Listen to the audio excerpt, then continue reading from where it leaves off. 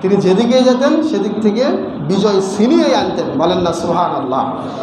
বিশ্বনবী নবী মুহাম্মদ রাসূলুল্লাহ সাল্লাল্লাহু আলাইহি ওয়াসাল্লামের জন্ম দেখেন, মা হারালেন, দাদা হারালেন, চাচা হারালেন, শিহাবে আবু তালিবের 3.5 বছর বন্দি থাকলেন, হত্যার ষড়যন্ত্র হলো, ব্ল্যাক ম্যাজিক করা হলো, লাবিদ বিন আস জাদু করলো, আরও কত কী করলো, খাবারের মাঝে বিষ মিশানো হলো। এত কিছু থেকেও বিশ্বনবীর কোনো কিছু হয় নাই।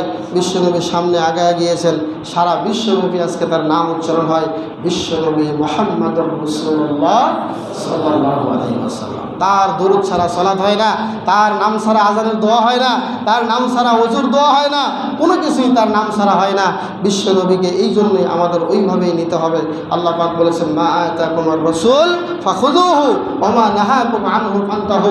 নবী তোমাদেরকে যা দেয় তা গ্রহণ করো, যা বারণ করে তা বিরত থাকো। এই জন্য এর থেকে আমাদেরকেও শিক্ষা নিতে হবে।